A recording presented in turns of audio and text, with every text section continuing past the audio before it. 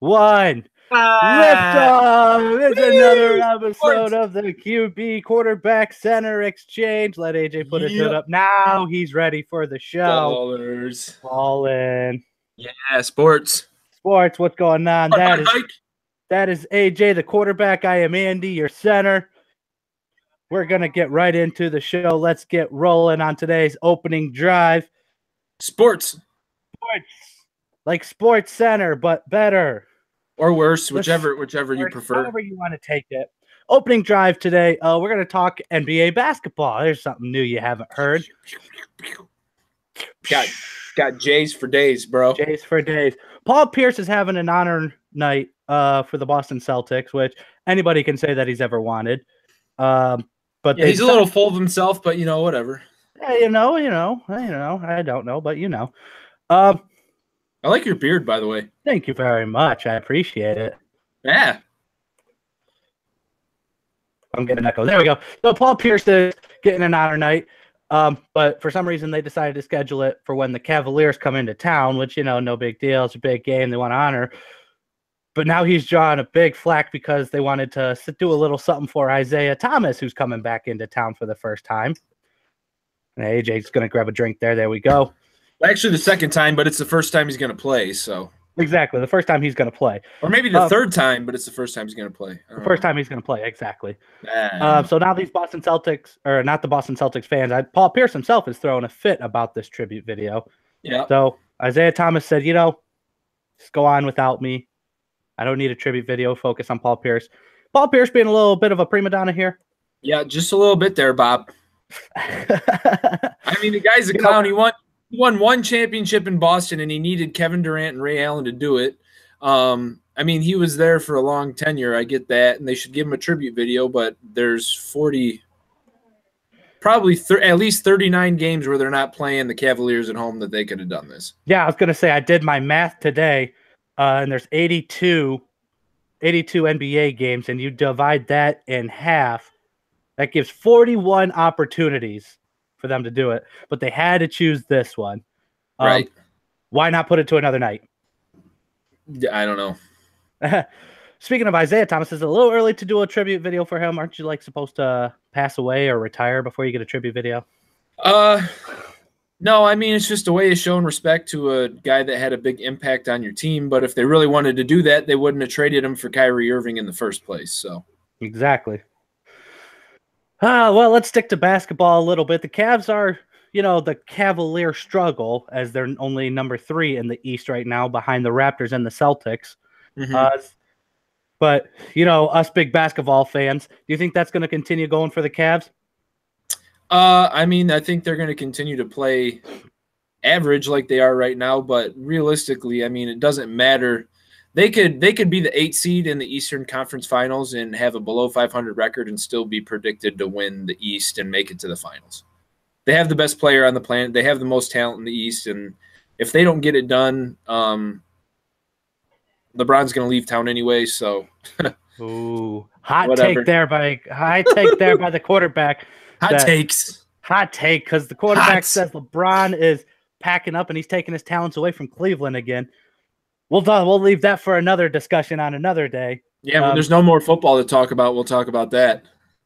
But while we're still on basketball, who wins the East? The Cavs. I just told you. Who wins the West? The Warriors. Who wins the finals? The Cavs. Hey, those are predictions before the pick 6 comes along. That is the AJ, the quarterback and center exchange prediction time. And we will get into more predictions as we are going to get into a little bit of football right now. But before we do get into football, we do have to address an elephant in the room of an occurrence that did happen in the football community. All right, let's make it quick. Yeah. So Washington State quarterback Tyler Helinski, as sure everyone's heard the news, there's an investigation going on into his potential suicide. And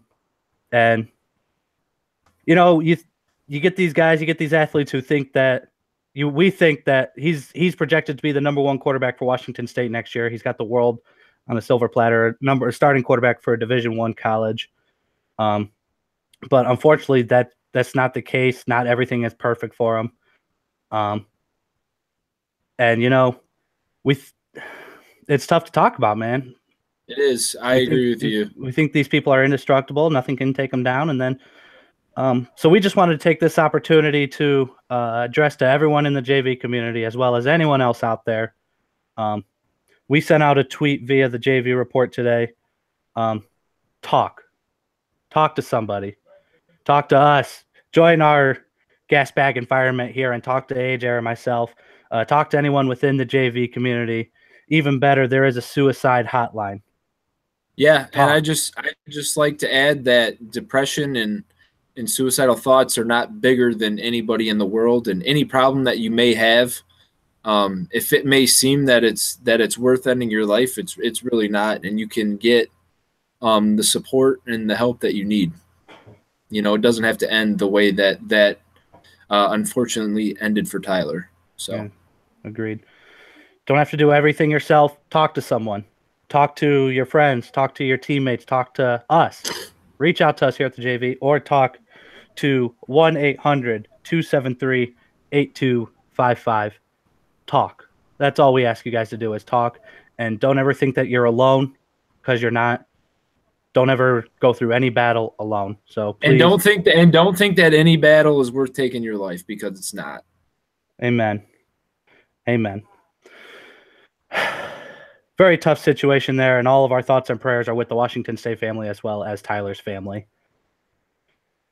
But our job is to bring you laughs. Our job is to bring you sports. We wanted to take that opportunity to talk about that, talk about a a very serious situation. But let's bring smiles back to faces. Let's talk to you guys now. What an amazing weekend we had for divisional championships. Yeah. And we got to start right out of the gate with that Saints-Vikings. I was watching that game. What was it? 4 lead changes within 2:30 left in the game. Yeah. Stephon Diggs with the big old play there at the end. What are your thoughts on that at that end of the game? It was a great game to watch. I feel bad for Marcus Williams for the missed tackle. He had a great season. The Saints safety, if you don't know who he is, he had a really great season, and unfortunately that season, and if he doesn't perform up to par next year and gets cut, his career may be defined by that one play, where he made a very egregious mistake, and a mistake that you can't make, especially at that high of a level and that big of a game. But it is what it is, and he's got to move on. And Case Keenum is the only guy I know, at least that I've seen, that's a quarterback that'll just sit there, and when you need to make a big play in the fourth quarter, and you have no other options, will just chuck it downfield as far as he can with his eyes closed, because I know Andy Dalton would never do that, and that's why they always lose games by 3 points. So exactly. Props to Case Keenum on that. Props to Keenum. Props to whatever the guy that caught the ball. What's his name? Stephon Diggs, that guy. Yeah, props to him too. Like and the offensive line. Everybody did good. I feel like the Saints are going to bounce right back. I said that. I said the Saints would make it to the Super Bowl, and man, they were a second away from making it to the NFC Championship. Yeah, but they lost, and you're wrong. Yeah, they lost, and I'm wrong. You suck. I wanted to make sure that got talked about. Steelers and Todd Haley. Yeah, he sucks.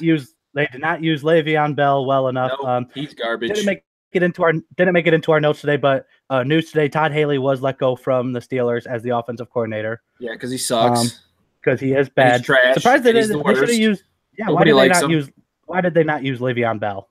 Because they got Ben Roethlisberger and Antonio Brown, and they want to throw the ball every play. Just like everybody else in the NFL. They want to throw the ball when it's 1st and goal from the 1-yard line. They want to throw the ball on every play. It's stupid. It's dumb. He sucks. They underutilized Le'Veon Bell. Yeah, they did. Especially on a contract year. So do you think that's going to determine where he goes next year? I think it means he's probably going to be leaving. So you do think he's going to leave the Steelers organization?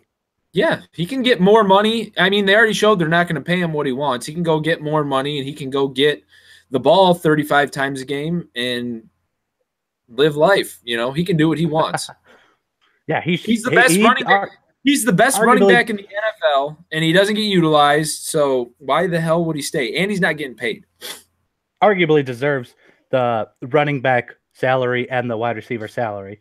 I mean, he's proven that he's a good receiving back and running back. So Todd Haley, as we discussed, he's out of the Steelers job. Where does he end up?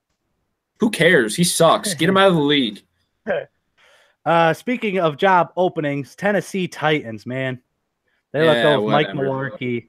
Where's Mike Mularkey? What's he going to end up doing? He's going to be the defensive coordinator for the Browns or the offensive coordinator for the Browns. Whatever he coaches, he's going to do that for the Browns. Excellent. That's where all losers go to die. Careers end in the Cleveland. Nothing good has ever come out of Cleveland. Besides LeBron James. Tennessee Titans joining the race for a head coach late. All of a sudden, when the Titans say they're looking for a head coach, all these teams are like saying, putting a stamp on their coach, like, we're 99% sure that this guy's going to be our coach. They're going to get Lane Kiffin, so let's just stop. Lane Kiffin. No, not Lane Kiffin. Not Lane Kiffin. I changed my mind. They're going to get Josh McDaniels. I'm always thinking about Lane Kiffin, though, but they're going to get Josh McDaniels. Josh McDaniels is going to the Colts. Nah, Matt Shermer's going to the Giants. We'll see. Maybe Lane Kiffin will go to the Titans. Let's hope. That's all we can hope for is Lane Kiffin to the Titans. Pick'ems. Pick 6. We got 2 games to pick from. So, AJ, let's start out. I don't even know which game is first, so let's just pick one. We got Patriots and we got Jaguars this Sunday. Who you got? I got the Patriots.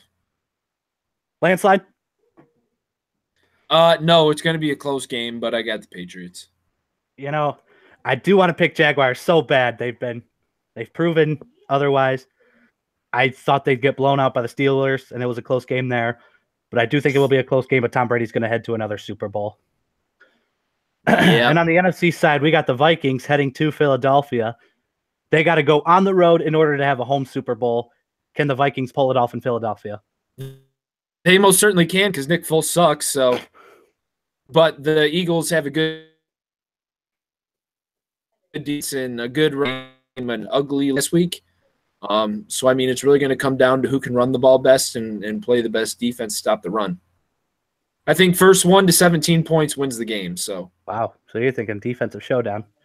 Yeah. I got as tough to go into Philadelphia and win anything unless you're the 76ers. Except for the NFC Championship because 3 teams have done it. And I do have the Vikings. I do have the Vikings winning in Philadelphia.